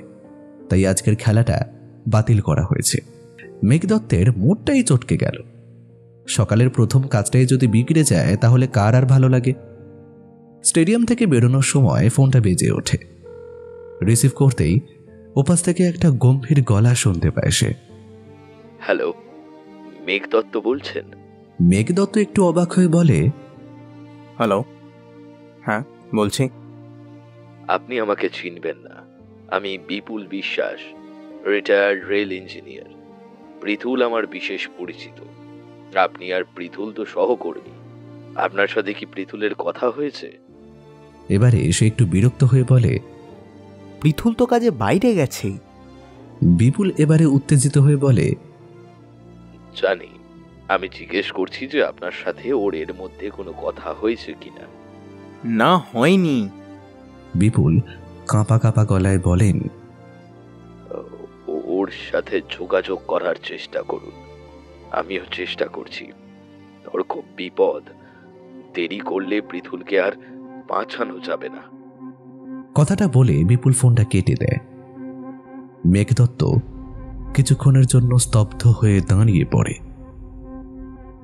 এটা কি ছিল? কোনো প্র্যাঙ্ক কল নয় তো? মেঘ দত্ত বা পৃথুলরা যেমন কাজ করে তাতে এমন ধরনের অনেক রকম ফোন কলই আসে বটে, কিন্তু এটা ঠিক সেরকম ছিল না। ভদ্রলোকের গলায় কেমন একটা আর্জি ছিল। কি মনে হতে মেঘ দত্ত বিপুল বিশ্বাসের নাম্বারটা সেভ করে রেখে দেয়। তারপর পৃথুলকে ফোনে ধরার বার দিনের চেষ্টাও করে, কিন্তু প্রতিবারই the subscriber you trying to reach is not available এর বুলি আওড়াতে থাকে। ওদিকে বিপুল বিশ্বাসের মনে খালি কু গাইতে থাকে। ছেলেটাকে সব সময় সবটা খুলে বলতেই হতো, অন্তত পক্ষে তার এখন এত বড় বিপদ হতো না। পৃথুল স্নান সেরে খেয়ে সবেই উঠেছে। শরীরটা তার কেমন একটা ক্লান্ত লাগে। গতকালও ঠিক খাওয়ার পরেই শরীরটা তার কেমন ছেড়ে দিয়েছিল। মাথাটা কেমন ভারী হয়ে আসে তার। কোনো রকমে হাতড়াতে হাতড়াতে বিছানায় গিয়ে শুয়ে পড়ে সে। বাইরের আকাশে তখন অন্ধকার ঘনিয়ে এসেছে। পৃথুলের চোখ দুটো ভারী হয়ে আসে। বেশ গভীর ঘুমেই ঘুমিয়ে পড়েছিল। হঠাৎ একটা অদ্ভুত ঘসঘস শব্দে পৃথুলের ঘুম ভেঙে যায়। কিন্তু পৃথুল যে চোখটা খুলে দেখবে সেটা সে পারছে না। তার মনে হচ্ছে যেন অদৃশ্য কোনো আঠা দিয়ে চোখের পাতা দুটো জুড়ে রয়েছে। ঘুমের ঘোরটাও যেন কিছুতেই কাটছে না। বেশ কিছুক্ষণ মনের সাথে শরীরের যুদ্ধের শেষে শরীর হেরে গেল। পৃথুল চোখ খুলে বিছানায় উঠে বসতেই ঘরের ভেতরের প্রদীপের আবছা আলোতে সে দেখতে পায় যে ভাস্করের মতন দেখতে কে একজন ঘর থেকে বেরিয়ে গেল। পৃথুল এক দুবার ভাস্কর্তা ভাস্কর্তা বলে ডেকেও উঠল। ওপাশ থেকে কোনো উত্তর পেল না। কিছু একটা সন্দেহ হতে পৃথুল মোবাইলটা হাতে নিয়ে বেরিয়ে পড়ে। নিস্তব্ধপুরে বৈদ্যুতিক ব্যবস্থা থাকবে কিনা সেটা ভেবে পৃথুল একটা পাওয়ার ব্যাংক সাথে করে নিয়ে এসেছিল। কিন্তু দুদিনের ব্যস্ততায় মোবাইলটা একদমই চার্জ করার সময় পায়নি, যার ফলশ্রুতিতে মোবাইলের এনার্জি বার একটা কাঁটায় এসে দাঁড়িয়েছে। হয়তো আর একটুক্ষণই চলবে মোবাইলটা, তারপরেই সুইচ অফ হয়ে যাবে। টর্চটা জ্বালিয়ে পৃথুল এসব ভাবতে ভাবতে গ্রামের মেঠো পথ ধরে হাঁটতে থাকে। হাঁটতে গিয়ে পৃথুলের খুব অসুবিধে হচ্ছে। মনে হচ্ছে তার পায়ের তলায় কিছু কাঁটার মতন বিঁধছে, কিন্তু এখন সেটা দেখার সময় নেই। চারিদিকে তাকাতে তাকাতে হাঁটছিল পৃথুল। চারিদিকে যেন শ্মশান শূন্যতা বিরাজ করছে। এত অস্বস্তিকর নীরবতা কিছুক্ষণের মধ্যেই পৃথুলের অসহ্যকর লাগতে শুরু করে। গ্রামের কোথাও কোনো প্রাণের চিহ্ন মাত্র নেই। সত্যি কি এটা কোনো গ্রাম, না নির্জন প্রান্তর? বাতাসটাও যেন থম মেরে রয়েছে, আর বাইরেটা হিমঘরের মতন ঠান্ডা। এ কোথায় এসে পড়ল পৃথুল, যার সকালে একরকম রূপ থাকে আর রাতে অন্য রকম রূপ? কোনো একটা পাথরের টুকরো বা উঁচু হয়েছিল, তাতেই পা আটকে বেমক্কা মাটিতে হোঁচট খেয়ে পড়ে যায় পৃথুল। চারিদিকের পরিবর্তিত পরিস্থিতি পৃথুলকে এতটাই বিচলিত করেছিল যে রাস্তার দিকে তার নজরই ছিল না। আচমকা পড়ে যেতে পৃথুলের পায়ে অনেকটা জায়গায় ছড়ে যায়। প্রচণ্ড জ্বালা করে পাটা। টর্চের আলোয় পৃথুল দেখে ছড়ে যাওয়া জায়গাটা থেকে গলগলিয়ে রক্ত বেরিয়ে আসছে। কি করবে যখন ভাবছে, ঠিক তখনই পাশ দিয়ে কারোর হেঁটে যাওয়ার শব্দ শুনতে পায়। টর্চটা তুলে সামনে ধরতেই পৃথুল দেখতে পায় ভাস্কর কেমন একটা বোধজ্ঞানহীনের মতো নিভু নিভু চোখ করে হেঁটে কোথাও একটা যাচ্ছে। পৃথুল গলা উঁচিয়ে ডাকে, ভাস্করদা শুনছো? পৃথুলের ডাকটা ভাস্করের কান পর্যন্ত গেছে কিনা সেটা ঠিক বোঝা গেল না। পৃথুল আবার কমকিয়ে ডেকে ওঠে, ভাস্করদা শুনছো? আমার পায়ে চোট লেগেছে, রক্ত বেরোচ্ছে। রক্ত শব্দটা শুনেই ভাস্করের চোখ দুটো সজাগ হয়ে ওঠে। এক অদ্ভুত দৃষ্টি নিয়ে পৃথুলের দিকে তাকায় সে। সেই দৃষ্টিতে পৃথুলের ভেতর পর্যন্ত কেঁপে উঠল। এরপর পৃথুল কিছু বুঝে ওঠার আগেই ভাস্কর উদ্ভ্রান্তের মতন তার দিকে ছুটে এসে কোনো ক্ষুধার্ত পশুর মতন পৃথুলের রক্তাক্ত পায়ের ওপর ঝাঁপিয়ে পড়ে। তারপর পরম তৃপ্তিতে চাটতে থাকে পৃথুলের পা থেকে গড়িয়ে পড়া উষ্ণ লোহিত ধারা। ঘটনার পরম্পরায় পৃথুল প্রচণ্ড আতঙ্কিত হয়ে পড়েছিল। তার মাথা ঠিক করে কাজ করে না যে এই মুহূর্তে তার কি করা উচিত। আত্মরক্ষার এক সহজাত প্রক্রিয়া থেকে উদ্দীপিত হয়ে পৃথুল আর একটা পা দিয়ে শরীরের সমস্ত শক্তি দিয়ে রক্তচাটা ভাস্করকে একটা জোরে লাথি দিয়ে সরিয়ে দেয়। তারপরেই পেছন ঘুরে ছুটতে শুরু করে। কিছুক্ষণ ছোটার পর হাঁপাতে হাঁপাতে পেছন করে পৃথুল কাউকেই দেখতে পায় না। টর্চের ম্লান হয়ে আসা আলোটা তখন সামনে ফেলতেই পৃথুল দেখতে পায় যে সে ছুটতে ছুটতে কোম্পানি সাহেবের বাড়ির সামনে চলে এসেছে। কি মনে হতে পৃথুল কোম্পানি সাহেবের বাড়িতে ঢুকে বাঁদিকে সেই ঘরে ঢুকে পড়ে যেখান থেকে আজ সেই চিঠিটা পেয়েছিল। সে ঘরে ঢুকে চিঠিটার কথা মনে আসতেই শিরশিরে নীল শীতের মতো পৃথুলের মাথার চুল খাড়া হয়ে গেল। চিঠিটা তো ভাস্করের বাড়িতেই রয়ে গেছে। দুহাতে মাথাটা চেপে পৃথুল মাথা গুঁজে মনে মনে বলে, ওটা কি ছিল? হ্যাঁ, কে ছিল ওটা? ঠিক সেই সময় অদৃশ্য কেউ বেশ ভারী মোটা কণ্ঠে বিদেশি অ্যাকসেন্টে পৃথুলের কানের কাছে এসে বলে, ইউ আর সেফ নাও। চকিতে চারপাশটা দেখে নেয় পৃথুল। না, কেউ কোথাও নেই। চারিদিকে শুধু চাপ চাপ অন্ধকার অনাহতের মতন জমাট বেঁধে আছে। আতঙ্কের কালো জলের ভেতরে ডুবে যাওয়ার মতন পৃথুল চিৎকার করে সেখানেই অজ্ঞান হয়ে লুটিয়ে পড়ে। হ্যালো, বিপুল বিশ্বাস বলছেন? অফিস থেকে ফিরে মেঘদত্ত বিপুলের নাম্বারটা ডায়াল করে। বিপুল ওপাশ থেকে সামান্য উত্তেজিত হয়েই বলে, হ্যাঁ, কিছু খোঁজ পেলেন? কথা হয়েছে পৃথুলের সাথে? মেঘদত্ত হতাশ স্বরে বলে, না, গতকাল থেকে 50 মতন পৃথুলকে ফোন করেছি, প্রতিবারই বলছে the number you are trying to reach is not exist. কি তাই তো? মেঘদত্তকে মাঝপথেই থামিয়ে বিপুল বলে। মেঘদত্ত বলে, হ্যাঁ হ্যাঁ, কিন্তু বিপুল আবার মেঘদত্তের কথা শেষ করার আগেই বলে, একবার দেখা করা যায় কি মেঘদত্ত? পৃথুলকে ওখান থেকে বের করে আনার জন্য তোমার সাহায্য চাই। মেঘদত্ত সম্মতি জানালে বিপুল তার বাড়ির ঠিকানা দিয়ে দেয়। দেখা করার সময় ঠিক হয় সকালে 11টা। আজ অফিসে না গিয়ে মেঘদত্ত বিপুল বিশ্বাসের বাড়িতে যায়।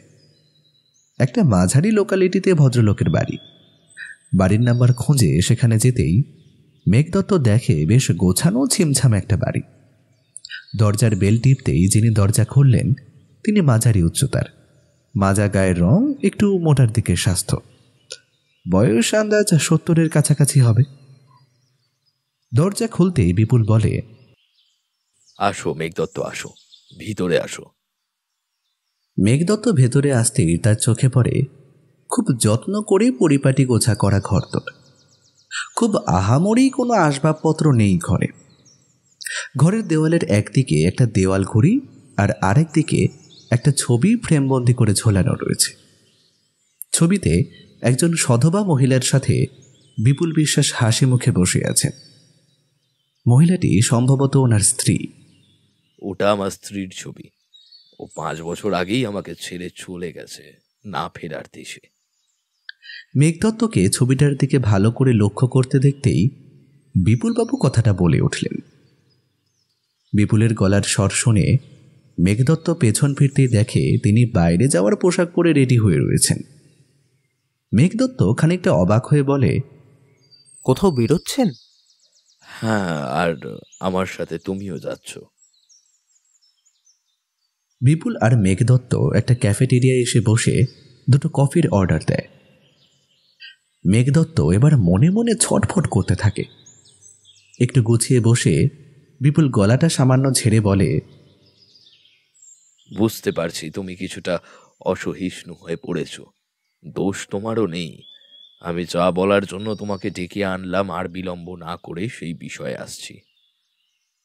একটু থেমে বিপুল বিশ্বাস বলতে শুরু করে, আমি যখন রেল ইঞ্জিনিয়ারের চাকরিটা পাই তখন আমার খুবই যুবক বয়স। অজানাকে জানার ইচ্ছেটা আমার চিরকালই খুব প্রবল। তাই যখন উলেখোরা নামেও এক পাণ্ডব পরিচিত জায়গায় আমার পোস্টিং হলো, তখন নতুন কিছু অন্বেষণ করার উত্তেজনায় আমার যুবক রক্ত টকবকিয়ে ফুটতে লাগলো। জয়েন করার প্রথম দিন থেকেই আমি উলেখোরার চারদিকে ঘুরতে বেরিয়ে যেতাম। একদিন কাজ শেষে ঘুরতে বেরিয়ে একটু দূর পর্যন্ত হাঁটতে হাঁটতে চলে গিয়েছিলাম, বেশ অনেক দূর। ফেরার সময় দেখি পথের একপাশে একটি জায়গা বেশ উঁচু হয়ে আছে। আর তাদের জড়িয়ে পেঁচিয়ে গজিয়ে উঠেছে কিছু গুল্ম ঝোপ। কি মনে হতে পকেট নাইফটা বের করে ওই গুল্ম লতাগুলো কেটে নামিয়ে ফেলতেই বোঝা গেল যে এটা একটা মাইলস্টোন। মাইলস্টোন গড়ন ছিল এমন যে সেটা বর্তমান যুগের বলে মনে হচ্ছিল না। দেখে মনে হচ্ছিল যে সেটা ব্রিটিশ আমলে বানানো কোনো মাইলস্টোন। লেখা ছিল নিস্তব্ধপুর 0 km, মানে কিলোমিটার। মাথায় আমার বিদ্যুৎ খেলে গেল। নিস্তব্ধপুর নামেও তাহলে একটি বসতি ছিল। কিন্তু সরকারের পক্ষ থেকে যখন এখানকার কাগজ গেল তখন সেখানে নিস্তব্ধপুর নাম উল্লেখ ছিল না। তাহলে তার মানে কি ইস্ট ইন্ডিয়া কোম্পানি এখানে এবং এর আশেপাশেও রেল লাইন বসিয়েছিল? আমি সে সময় ইঞ্জিনিয়ার হওয়ার পাশাপাশি একটা ভ্রমণমূলক ম্যাগাজিনে আমি ছোটখাটো আর্টিকেলও লিখতাম। ওটা বেশ নেশা ছিল আমার। এরকম একটা স্বল্প জনসংখ্যার জায়গায় এরকম একটা মাইলস্টোন পাওয়া যাবে, মানে এখানে আগে বসতি ছিল। ব্যাস, লেগে পড়লাম খোঁজ করতে। জায়গাটা নিয়ে আমার উৎসাহ বেড়ে গেল। উলেখোড়ায় একটি ছোট জনবসতি ছিল। উলেখোড়া থেকে বেশ কিছুটা দূরে ছিল বনিয়াহাট। উলেখোড়া, খয়রাবুনি এসব থেকে লোকজন সাপ্তাহিক হাট বাজারের জন্য বনিয়াহাটেই আসত। মনে মনে সিদ্ধান্ত নিলাম আমি হাটবারে বনিয়াহাট যাব। যেমন ভাবা তেমন কাজ। হাটবারে গেলাম বনিয়াহাটে। ঘুরে প্রায় সবার কাছে খোঁজ নিতে লাগলাম নিস্তব্ধপুরের ব্যাপারে। কেউ বিশেষ কিছু বলতে পারল না, বরং নিস্তব্ধপুরের নামটা শুনতেই সবাই কেমন যেন ছিটকে দূরে সরে যাচ্ছিল। হাট থেকে বিমর্ষ হৃদয়ে যখন উলেখোড়ায় ফিরে আসলাম, ঠিক তখনই কেউ যেন পেছন থেকে আমায় ডাকলো। পেছন থেকে এদিক ওদিক তাকিয়ে দেখতে পাই একটা বড় গাছের নিচে একজন বয়স্ক কেউ গায়ে ময়লা একটা কাপড় জড়িয়ে বসে আছে। আমি লোকটার কাছে গিয়ে দাঁড়াতেই সে আমার দিকে তাকায়। ময়লা কাপড়টা দিয়ে তার মাথার চারিপাশে পেঁচানো ছিল। আমি লোকটার কাছে যেতেই একটা মোচকা পচা দুর্গন্ধ আমার নাকে লাগে। সেটা কি ওই জায়গাটা থেকে আসছিল কিনা বা লোকটার শরীর থেকে, সেটা ঠিক বুঝতে পারছিলাম না। দমটা বন্ধ করে আমি জিজ্ঞেস করলাম, আপনি কি ডাকলেন আমায়? লোকটা মাথা নাড়িয়ে সম্মতি জানায়। তারপর অদ্ভুত একটা হাড় হিমহিমে স্বরে লোকটা বলল, নিস্তব্ধপুরের খোঁজ করছেন? ওর খবর ওরা কেউ বলবে না। দুর্গন্ধে আমার গা একবারে গুলিয়ে উঠল। আমি কোনো রকমে বললাম, আপনি কি জানেন কিছু সে ব্যাপারে, কিভাবে যেতে হয় সেখানে? লোকটা এবার আমার দিকে তাকায়। ওহ, কি হিম শীতল প্রাণহীন সে দৃষ্টি। গায়ের চামড়াটা ফ্যাকাশে সবচেটে। আমি যেন সেখানে প্রস্তরের মতো গতিহীন স্তব্ধ স্থবিরের মতো দাঁড়িয়ে রইলাম। সে ভীষণ দৃষ্টি আর আমার মধ্যে যেন আর কিছুই বাকি নেই। গোটা পৃথিবী যেন সেখানেই থেমে গেছে কিছুক্ষণ। তারপরেই সব স্বাভাবিক। ঘোড় কাটতেই দেখি সামনে কেউ বসে নেই, আর সেই উৎকট মোটকা গন্ধটাও নেই আর। আমার কি যেন একটা মনে হলো। আমি সম্মোহিতের মতো একটা দিকে হাঁটতে শুরু করলাম। বেলার আলো তখন পড়ে আসছিল অনেকটাই। চারিপাশে কোণা কোণা থেকে অন্ধকারেরা দ্রুত লয়ে যেন ছুটে আসছে আলোর শেষ বিন্দুটাকেও খেয়ে গিলে নেওয়ার জন্য। আমি যেন এই পথের সাথে খুব ভালোভাবে পরিচিত। হাঁটতে হাঁটতে পৌঁছে গেলাম নিস্তব্ধপুর গ্রামে। গ্রামটায় ঢুকতেই আমার চরম শীত করতে লাগলো। আমি প্রচণ্ডভাবে কাঁপতে শুরু করলাম। আমার মনে হলো এই জায়গাটা যেন এই পৃথিবীর বাইরের কোনো একটা জায়গা। এক অদ্ভুত মারণ নিস্তব্ধতা চারিদিকে, যেন কোথাও কোনো প্রাণ নেই। এক অসম্ভব কণ্ঠরুদ্ধ শব্দহীনতা চারিদিকে, যেন প্রতিটা মুহূর্ত অপেক্ষা করে আছে এক অপার্থিব কিছুর আবির্ভাবের জন্য। পায়ে পায়ে আমি এগিয়ে গেলাম আরো খানিকটা। অন্ধকারে হাঁটতে হাঁটতে চোখটাও সয়ে এসছিল, তাই অন্ধকারের আবছা আবছা দেখতে পেলাম একজন মানুষ কেমন জড় পদার্থের মতো হেঁটে যাচ্ছে। আমি খানিক উত্তেজিত হয়ে ডেকে উঠলাম, এই যে শুনছেন? আমার এই ডাকটাই আমার কাল হয়ে দাঁড়ালো। নীরব নির্জন জায়গায় থাকতাম বলে পকেটে সবসময় একটা টর্চ রাখতাম আমি। পকেট হাতড়িয়ে টর্চটা বার করে সামনের দিকে ধরে টর্চের আলোটা জ্বালাতেই আমার হাত কেঁপে টর্চটা হাত থেকে পড়ে গেল। আমি দেখলাম সামনে যে দাঁড়িয়েছিল তার গায়ের রং সবচেয়ে ফ্যাকাশে, চোখ দুটো সম্পূর্ণ শূন্য, প্রাণহীন। কিন্তু আমার ডাক শুনে কোনো এক ক্ষুধার্ত পশুর মতো আমার দিকে ছুটে আসে। আমি পেছনে ঘুরে ছুটতে শুরু করি। ছুটতে ছুটতে খেয়াল করি যে আমার পেছনে অনেকগুলো পায়ের জোড়া ছুটে আসছে। ছুটতে ছুটতেই পেছনে তাকিয়ে দেখি সে শুধু একজন নয়, প্রায় ৩-৪ জন লোক এবং ৩টে ছোট বাচ্চাও ওই রকম পশুর মতো শিকার ধরার আক্রমতার মতো আমার দিকে ছুটে আসছে। সেদিন কোনো রকমে আমি সেখান থেকে বেঁচে ফিরি। উলেখোড়ায় সেদিন বেশ রাতেই পৌঁছাই আমি। আমার জন্য নির্দিষ্ট ঘরের ভেতর ঢুকে ভালো করে দরজা বন্ধ করে আমি বাকি রাত জেগেই কাটালাম। পরদিন সকাল হতেই আমি শহরে চলে আসি। কদিন পরে উলেখোড়ার কাজ বন্ধ হয়ে যায়, কারণ সেখানে কাজ করার লেবাররা হঠাৎই অসুস্থ হয়ে পড়েছিল।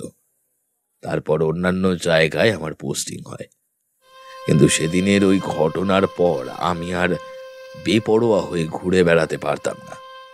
একটা চিনচিনে ভয় সব সময় আমাকে তাড়া করে বেড়াতো। শহরে এসে আমি পুরনো বইপত্র ঘেঁটে ওই জায়গা সম্পর্কে একটু খোঁজ নিতে শুরু করলাম। খোঁজ নিয়ে যা জানতে পারলাম তাতে আমার অন্তরাত্মাও কাঁটা দিয়ে উঠল। আমি জানতে পারলাম যে ব্রিটিশ শাসনের সময় সেখানে কোম্পানির কাজের সুবিধার্থে রেল লাইন পাতা হয়। ওই এলাকায় মোট 3টে গ্রাম ছিল: উলেখড়া, বনিয়াহাট আর নিস্তব্ধপুর। গ্রাম 3টে বড়ই শান্তিপূর্ণ ছিল। বনিয়াহাটে প্রতি সপ্তাহের হাট বসত। গ্রামের লোক সেখান থেকেই প্রয়োজনীয় সবকিছু কিনত। সালটা 1828। এক ব্রিটিশ বিজ্ঞানী গিয়ে বাসা গাড়লেন নিস্তব্ধপুরে। নাম অ্যালমন্ড কার্জন। উদ্দেশ্য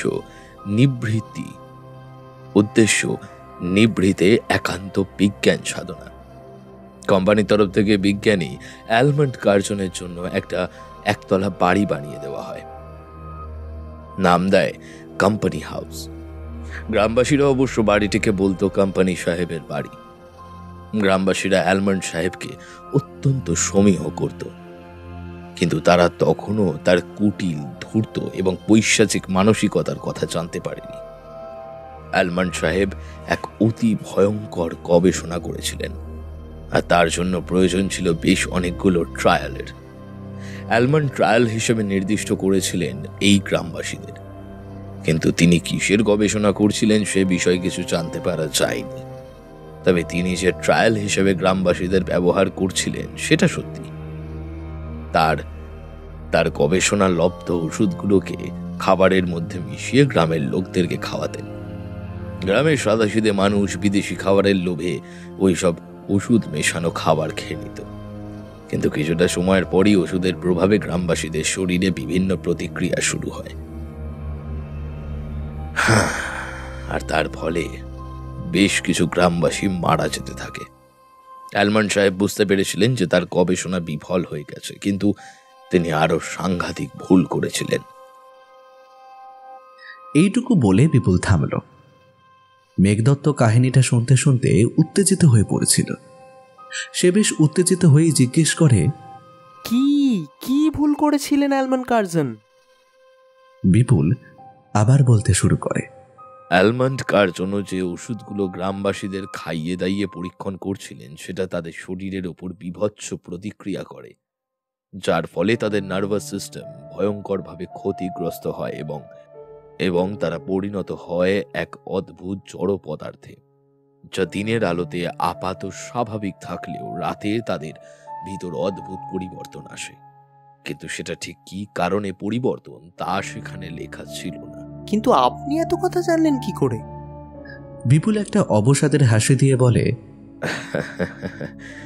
আমি এই সমস্তটা পড়েছিলাম খোদ অ্যালমন্ড সাহেবের নিজের হাতে লেখা ডায়েরি থেকে, যা তিনি নিস্তব্ধপুরে থাকার সময় লিখেছিলেন। কিন্তু আশ্চর্যের কথা হলো তিনি নিস্তব্ধপুর থেকে কখনো ফেরত আসেননি। আমি আরো একটু কাগজপত্র ঘেটে জানতে পেরেছিলাম যে তিনি ওখানেই মারা গিয়েছিলেন, কিন্তু তার ডায়েরি লাইব্রেরিতে কি করে আসলো সে কথা আমার জানা নেই।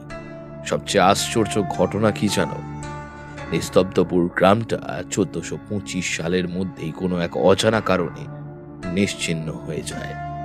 তাহলে আমি যে গ্রাম বা গ্রামের লোক বা গাছের তলায় ওই অদ্ভুত লোকটাকে দেখেছিলাম সেটা কি ছিল?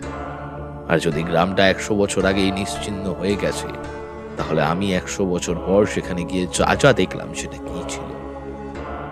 আমি তখন সিদ্ধান্ত নিলাম এই বিষয়টা নিয়ে ম্যাগাজিনে লিখব। সদানন্দ মাঝি ছদ্মনাম নিয়ে আমি নিস্তব্ধপুর সম্পর্কে যা যা জেনেছিলাম সেটা লিখে ছাপাতে দিলাম। কিন্তু আজব ঘটনা হলো, অ্যালমন্ড সাহেবের গোটা ঘটনা বাদে নিস্তব্ধপুরের বাকি লেখাটা ছাপলো, এমনকি সেখানে পৌঁছবার পথ নির্দেশটাও ছিল। শুধু বাদ ছিল অ্যালমন্ড সাহেবের এবং আমার অভিজ্ঞতার কথা। অফিসে একরকম আধখেঁচড়া লেখা ছাপাবার কারণ জানতে চাইলেও তারা কিছু বলতে পারল না। কিন্তু আমার মনে হলো যে কেউ যেন চাইছে না যে মানুষ জানুক যে নিস্তব্ধপুরে ঠিক কি হয়েছিল। মেঘদত্ত এবার চরম উত্তেজিত হয়ে বলে, তাহলে পৃথুল কিভাবে জানলো এই জায়গার কথা? আমি জানি না, সত্যিই আমি জানি না। আমি যে পত্রিকার অফিসে লেখাটা দিয়েছিলাম সেটাও কদিন পর বন্ধ হয়ে যায়। আমি জানি না নিস্তব্ধপুর কি সত্যি অভিশপ্ত নাকি ওখানে রয়েছে মৃত্যুর হাতছানি। মেঘদত্ত চট করে চেয়ার ছেড়ে উঠে বলে, চলুন, এক্ষুনি যেতে হবে আমাদের, পৃথুলকে বাঁচাতে হবে। ক্যাফেটেরিয়া থেকে বেরোনোর সময় মেঘদত্তের নাকে একটা মোটকা গন্ধ এসে ঝাপটা দেয়। দুর্গন্ধটা অনুসরণ করে সেদিকে দৃষ্টি ঘোরাতেই মেঘদত্ত আতঙ্কে পাংশুবর্ণ হয়ে গেল। বিপুল এসে একটা আলতো ধাক্কা দিয়ে বলে, কি দেখছো ওখানে?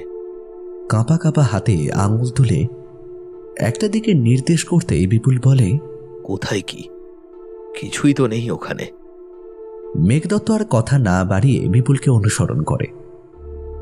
তারা লক্ষ্য করে না একটা লোক ময়লা কাপড়ে নিজেকে আপাদমস্তক ঢেকে একজোড়া প্রাণহীন চোখে তাদের দিকেই এক দৃষ্টিতে তাকিয়ে আছে। ময়লা কাপড়ের আবরণের ভেতর থেকে হালকাভাবে উঁকে দিচ্ছে সবচেয়ে ফ্যাকাশে গায়ের চামড়া। পৃথুলের জ্ঞানটা একটু আগেই ফিরেছে।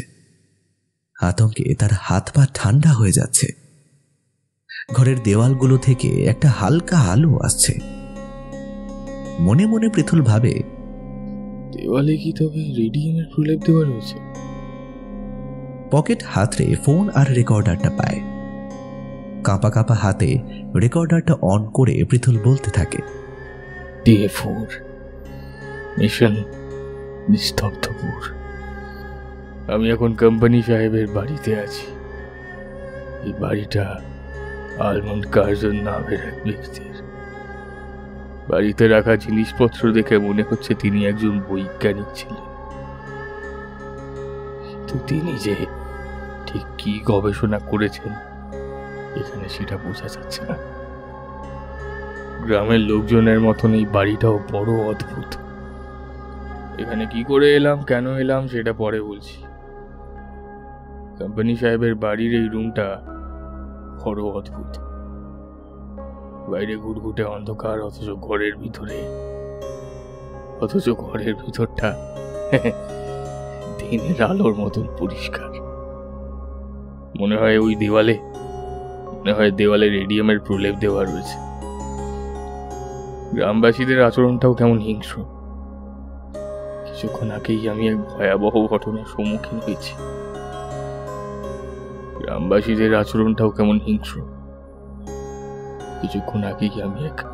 ভয়াবহ ঘটনার সম্মুখীন হয়েছি। এটুকু বলার পরেই রেকর্ডারটা ঘ্যাঁ ঘ্যাঁ করে শব্দ করে বন্ধ হয়ে যায়। পৃথুল এবার হতচকিত হয়ে যায়, কারণ এর আগে কখনো রেকর্ডার বন্ধ হয়নি। তার মানে কিছু চায় না আমি এটা রেকর্ড করি। কথাটা মাথায় আসতেই পৃথুলের সামনে কিছু একটা খটখটিয়ে উঠল। কি মনে হতে সে টেবিলের উপর রাখা জিনিসগুলো ভালো করে দেখতে থাকে। কিছু ছেঁড়া কাগজ পায় যাতে লেখা ছিল, I have done a terrible mistake. এক জায়গায় একটা খাতার মতন কিছু পায়। দেখে মনে হয় খাতাটা বহু শত বছর পুরনো, পাতাগুলো প্রায় ঝুরঝুরে হয়ে গেছে। ঠিক তখনই বদ্ধ ঘরের তাপমাত্রা হঠাৎ যেন নামতে লাগলো পারদের সর্বনিম্ন স্তরে। পৃথুল প্রচণ্ড শীতে ঠকঠকিয়ে কাঁপতে লাগলো। কোত্থেকে এক হিমেল বাতাস এসে সেই শতাব্দী পুরনো বইয়ের পাতাগুলো উল্টাতে লাগে। তারপর কিছু পৃষ্ঠা উল্টে বাতাসটা বন্ধ হয়ে যায়। ঘরের তাপমাত্রাও ধীরে ধীরে বাড়তে থাকে। একটু স্বাভাবিক হয়ে পৃথুল টেবিলের কাছে এগিয়ে দেখে গোটা পাতা জুড়ে শুধু দুটো শব্দ বারবার লেখা রয়েছে, মিস্টেক আর রিয়াকশন। আর রয়েছে বেশ কিছু ছবি। ছবিগুলো ভালো করে দেখতেই ভয়ে পৃথুলের পিঠ ঘামে ভিজে ওঠে। এ তো সেই প্রাণহীন চোখ, সেই সবজেটে চামড়া, সেই অদ্ভুতভাবে হাঁটা, ঠিক যেমন ভাস্কর হাঁটছিল। স্পষ্ট বুঝতে পারে এই গ্রামটা মোটেই স্বাভাবিক নয়, কিন্তু এখান থেকে এসে বেরোবে কিভাবে? এবার ঘটনাটা কিছুটা পরিষ্কার হলো পৃথুলের কাছে। সেই ব্রিটিশ বিজ্ঞানী কিছু একটা গবেষণা করেছিলেন, যার কুফলে গ্রামবাসীদের উপর কিছু একটা রিয়াকশন হয়। কিন্তু সেই ঘটনা তো অনেক বছর আগে হয়েছিল, তার প্রতিফলন তো এখন থাকার কথা নয়। হঠাৎ বিদ্যুতের চমকের মতন একটা কথা পৃথুলের মাথায় এলো। আদপে গ্রামটার কোনো অস্তিত্ব আছে তো, নাকি এটা কোনো ভ্রম? কোনো এক মায়াজাল সৃষ্টি করে রাখা হয়েছে শিকার ধরার জন্য, ঠিক যেমন মাকড়সা জাল বনে শিকার ধরার জন্য। তাহলে ভাস্কর তাকে কি রান্না করে খাওয়াতো যে কারণে সে এতটা ক্লান্তি বোধ করত? কি ছিল ওই খাবারে? আর আজ ঘুম থেকে ওঠার পর পায়ের তলায় এত যন্ত্রণা কেন হচ্ছিল? কি মনে হতে পায়ের তলাটা ওই আধো আধো আলোয় উল্টে দেখতে আতঙ্কে পৃথুলের কান দুটো ঠান্ডা হয়ে গেল। গোটা পায়ের তলায় ছোট ছোট ঢিবির মতন করে ফুলে রয়েছে। দেখে মনে হচ্ছে খুব শক্তি দিয়ে কোনো কিছু দিয়ে তার পায়ের তলা থেকে কিছু টেনে নেওয়া হয়েছে। পৃথুল যখন এইসব ভাবছিল, ঠিক তখনই কেউ তার কানের কাছে ভারী গলায় বলে, run run silently from here. If you want to leave then run silently. গলাটা শুকিয়ে উঠল পৃথুলের। পৃথুল দরজা খুলে বেরিয়ে আসে। আকাশে সে সময় এক ফালি চাঁদ। চাঁদের আলো বিচ্ছিন্নভাবে ছড়িয়ে পড়েছিল এদিকে ওদিকে। বিচ্ছিন্ন সেই আলোয় পৃথুল সতর্কভাবে চারিদিকটা দেখে নেয়। এরপর প্রথমে আস্তে, তারপর জোরে দৌড়তে শুরু করে।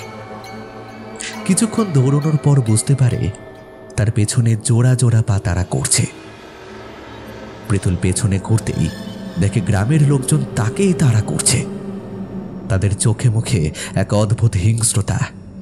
পৃথুল ছোটার গতি বাড়িয়ে দেয়। ছুটতে ছুটতে গ্রামের সীমানা থেকে বেরোনোর সময় পৃথুল লক্ষ্য করে যে গ্রামের লোকজনরা কেউ গ্রামের সীমানার বাইরে আসতে পারছে না, ওখানেই আটকে রয়েছে।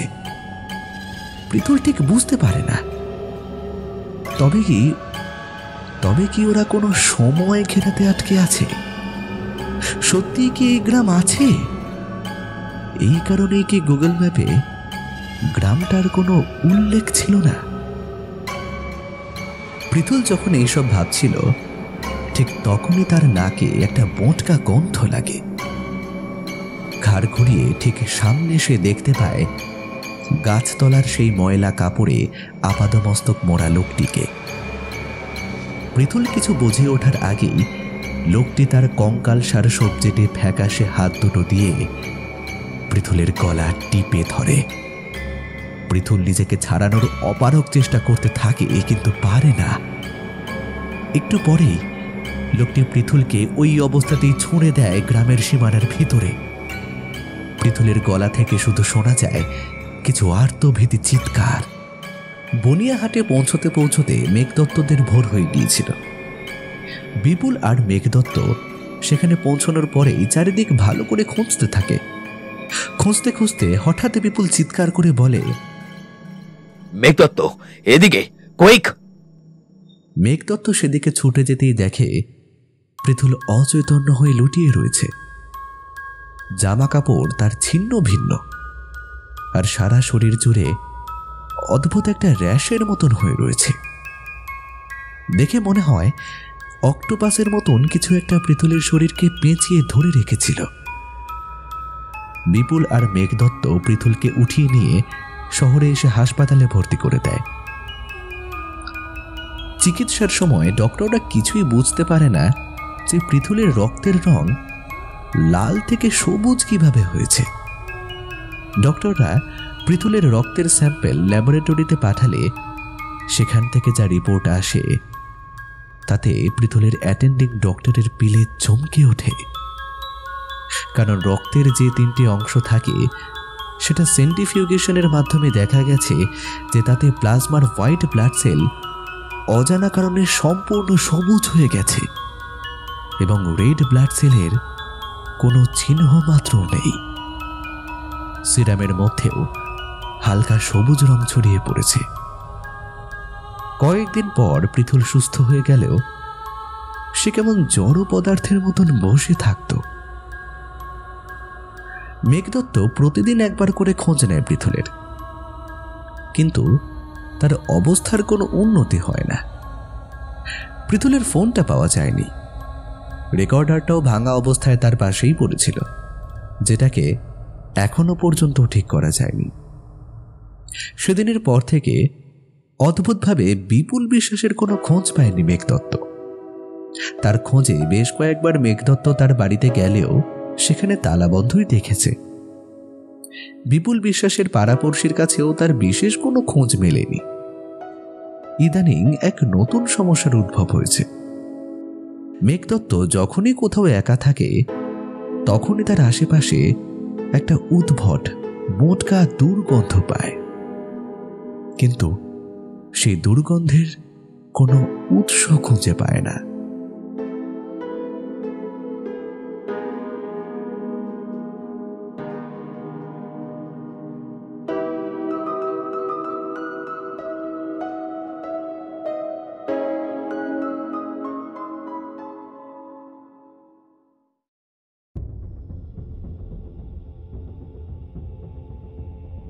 এতক্ষণ তোমরা শুনছিলে অভিশপ্ত নিস্তব্ধপুর, রচনা তনিমা সাহা, গল্প পাঠে শুভ, গল্পের সূত্রধার আমি সায়ন্তন।